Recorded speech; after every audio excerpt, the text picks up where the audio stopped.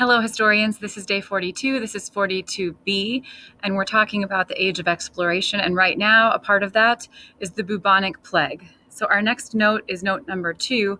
In 1338 AD, the Bubonic Plague originated in Mongolia, it is thought, although it is not known for sure.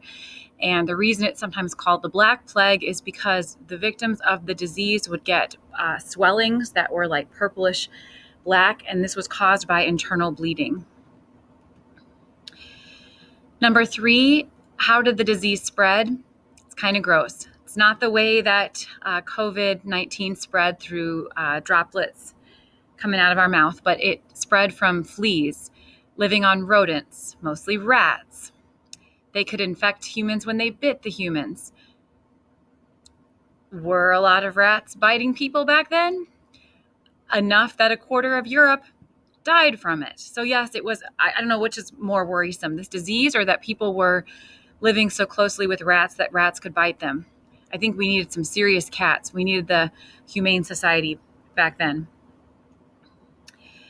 Note number 4, Mongol soldiers, it is thought, again, this is not known for sure, spread the disease to China during their military campaigns, and merchants spread it westward along that famous Silk Road. Here is a quote you can read from Ibn Khaldun.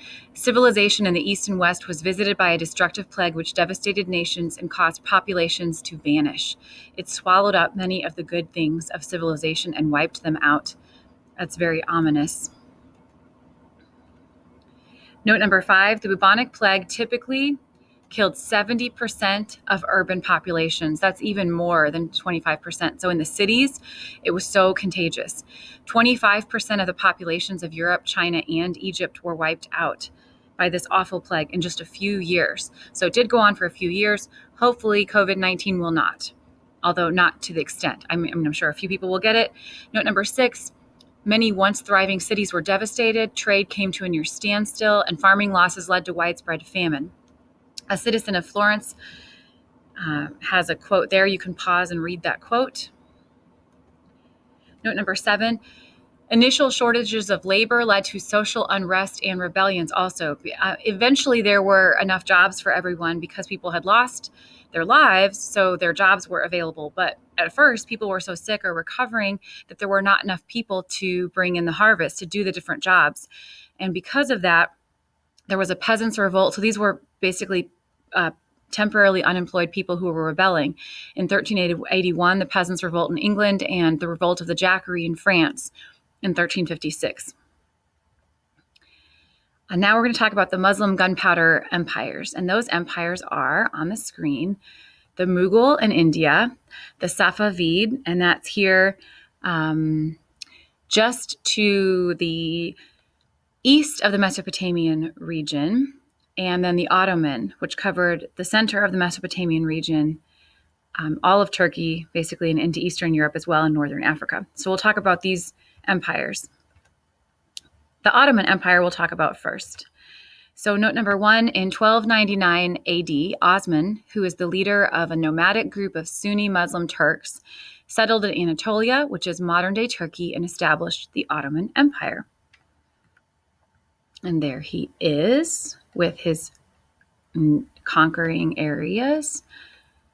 Okay, this would be modern-day Turkey, and then all of these Eastern European areas as well. Number 2, 1453 AD, Mehmed the Conqueror took Constantinople. He used huge cannons to break through the city walls, and this tragically ended the Byzantine Empire, because the Byzantine Empire was a flourishing place of history, of the spread of the gospel, of beautiful cathedrals to worship Jesus in. So this was a tragic time, and many Christians understood that it was tragic. It was tragic for Jewish people as well. Note number 3, Constantinople, the name changed when it was under Ottoman leadership, under Islamic leadership. It was renamed to Istanbul, and it is Istanbul today in Turkey. It would remain the Ottoman capital city until 1922. So right after World War I, the Ottoman Empire falls. Actually, one of the results of World War I, you already know probably that World War I bankrupts Germany. It also causes the final falling of the Ottoman Empire. And then you have Turkey today. Number 4, the Ottoman rulers called their leaders sultans. You may have heard